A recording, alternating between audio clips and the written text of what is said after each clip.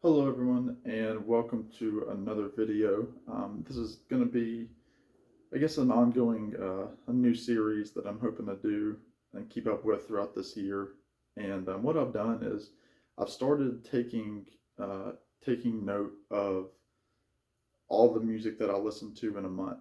So I'm writing down, specifically just I'm just doing albums. I'm not doing individual songs or like what I'm listening to on YouTube or um, what have you.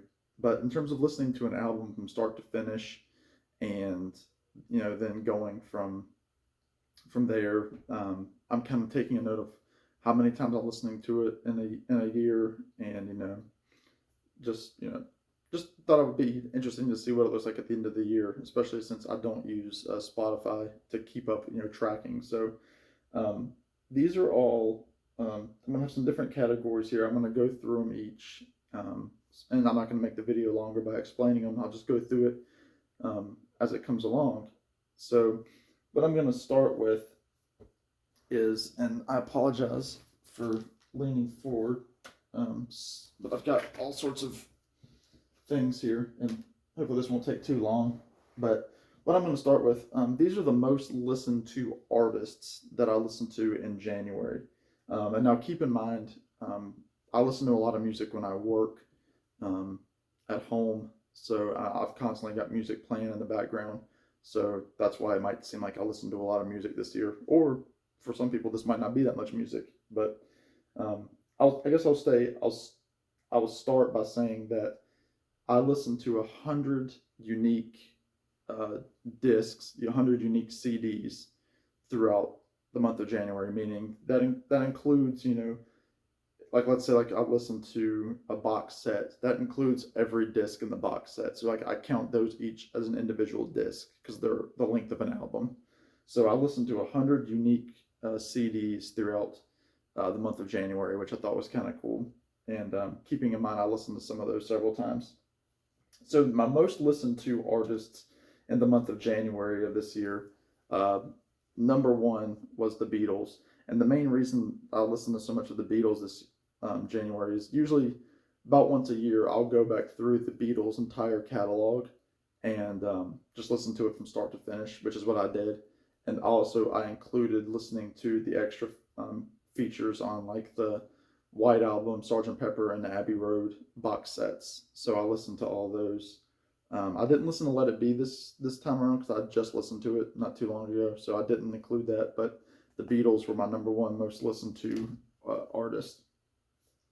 Number two was the Lumineers, and again, a main reason is because this album just came out um, in January, and then I kind of went back and listened to a couple of their other albums as well.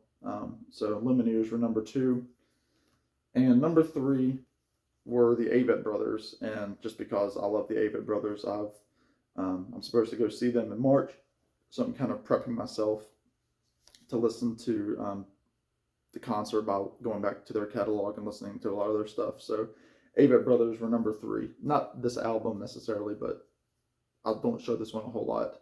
Um, it's a great album called The Carpenter. Check it out. All right, my top three most listened to albums during January. Number one was Brightside by the Lumineers. Again, this is a really fun album. It kind of counterbalances their last album, which was very dark in theme. This is a short album, so I was able to run through it a few different times, and I've really been enjoying it. So Brightside was my most listened to album in January of 2021. Uh, I think second and third were both tied. So, and just for the sake of this, I'm going to show this one next. This is the new John Mellencamp album called Strictly a One-Eyed Jack. He has several songs on here with Bruce Springsteen. Kind of a dark album, kind of dirgy, but very much a songwriter's album, and it's very, very good, even with Mellencamp's weathered vocals on it. And number three, this is an album by one of my favorite modern groups called the Wild Feathers. This is their album Alvarado, and I've been listening to this album a lot in January. It came out last year, but I didn't really get it till after Christmas. I don't think it didn't. It finally came in the mail, because it was delayed due to shipping and all that good stuff that's been going on. But this is a rocking album. If you like the Eagles and the band, I've talked about it a million times, check out the Wild Feathers. All right, so that kind of goes through the newer music that I listen to. Now I'm going to run through, for the rest of the video, I'm just going to show albums that I listened to for the first time.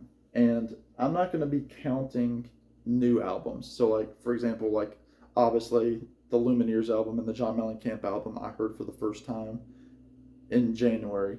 These are albums that have been out for a year or more, in many cases 50 years or so, that I've never listened to. And yeah, let me just run through them really quick. And a lot of these I showed in my January finds video from yesterday. But so yeah, like I mentioned in that video, I've really been getting into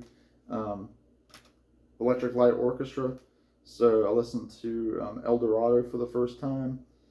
I've listened to A New World record for the first time all the way through. Face the Music for the first time. And I might not have grabbed, oh yeah, there it is. Out of the Blue for the first time. So I've actually got another one I just listened to today that I won't bring up, but it'll be on my February video. But I've really started listening to the ELO back catalog, and I've really been enjoying that process. And the fact that their albums are super cheap makes them an easy band to collect. Next, I finally listened to my 2-disc version of Arthur by the Kinks. Really good stuff on here. Shangri-La, Australia is a good song. Yes Sir, No Sir. I'd never heard this album. Plastic Man was on one of the bonus tracks. King Kong. And on the second disc, it's a Dave Davies solo album, which is essentially the Kinks with Dave Davies singing all the vocals. And I really enjoyed this. I really enjoyed this box set, if you want to call it that. It's a 2-disc. But I know I've mentioned this on other videos of albums that I haven't listened to. I've been holding on to this album for about 7 or 8 months, and I just never delved into it. So I finally did it just a few weeks ago, and I'm happy I did. I will be revisiting it later on. Next, Lindisfarne, Fog on the Tyne. I mentioned this in my video as well from yesterday. This is an English folk band. I think they're English, and this is probably one of their only hits, if you want to call it that, called Meet Me on the Corner.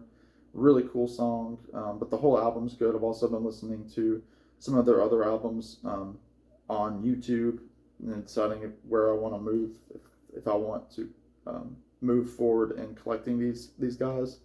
But I really enjoyed this, and I'm happy that I was able to find it.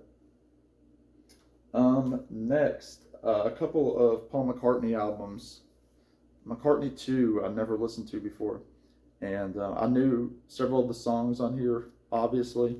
They're kind of becoming standards, and this album is really getting more publicity and more support as it ages.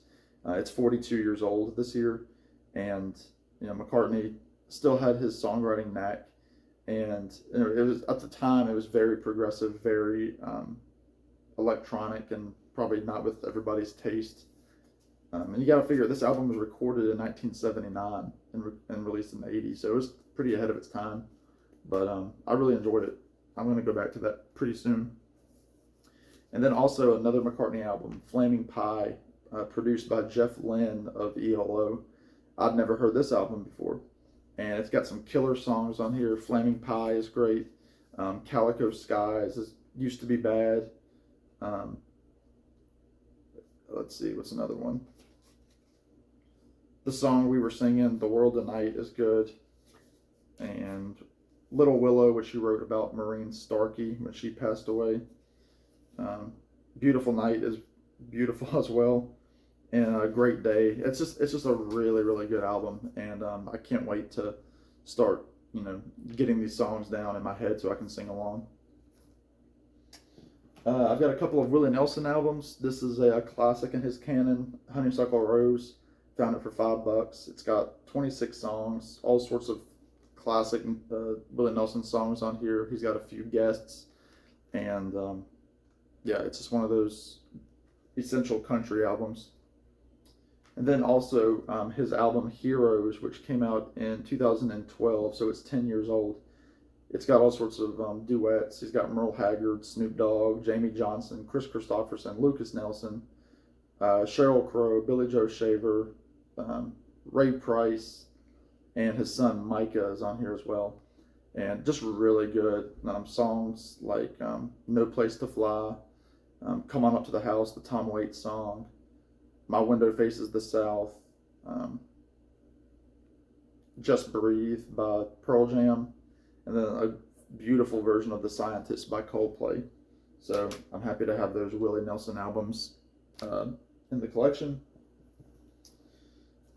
Here's an album called Piano Piano by Jeremiah Freitz. He's from the Lumineers. He's the drummer in the band, but he also plays just about everything else: piano, keyboards, guitar, percussion. And this is his solo debut. It's called Piano Piano. Just instrumental, kind of haunting piano music that's really, really pretty. And I recommend it a lot, especially if you like the Lumineers music. Next is a tribute album to John Prine. It came out last year. I ordered it last year, but it took forever to get here. I had to cancel my original order and buy it from somebody else. And I bought it specifically through John Prine's website, and they sent it to me. So hats off to Oh Boy Records. But these are contemporary artists singing the songs of John Prine. You've got all sorts of his hits on here: Paradise, Hello in There, Angel from Montgomery, Sam Stone, Souvenirs, and then also a couple of new ones like Summer's End, and then his last song, beautifully done by Brandi Carlile, called I Remember Everything. The last couple here, I got this for Christmas, Tattoo You, and I listened to it at the beginning part of January and really enjoyed it. I even enjoyed the outtakes and the alternate sessions.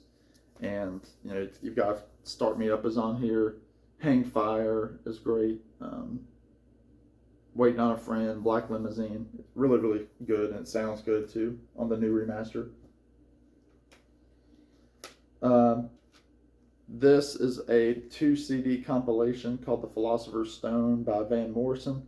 I bought this for $5 at my local record store. It sounds great. There's no scratches on it. It's B-sides and a few alternate takes that were never released on record. So it's not like, you're not getting, Brown Eyed Girl, you're not getting Tupelo Honey. You're getting stuff that hasn't been released, but they put it all together. And I really like that as well. And lastly, I meant to show this on my January buys, but I completely skipped by it. This is Benmont Tench from Tom Petty and the Heartbreakers. Right now his only solo album called You Should Be So Lucky. This is actually a promo copy. It's CD that I got on eBay for a couple of bucks. And you've got a bunch of Benmont Tench original songs. You've also got him doing covers of Carina Carina and Duquesne Whistle, which is a Bob Dylan, Robert Hunter song from his 2012 album Tempest. So that was a pretty new song. But you've also got some musicians on here, including Ryan Adams, Jillian Welsh, David Rawlings, Joel Jerome, Ringo Starr, and Tom Petty himself. So that's really good. I've listened to that a couple times.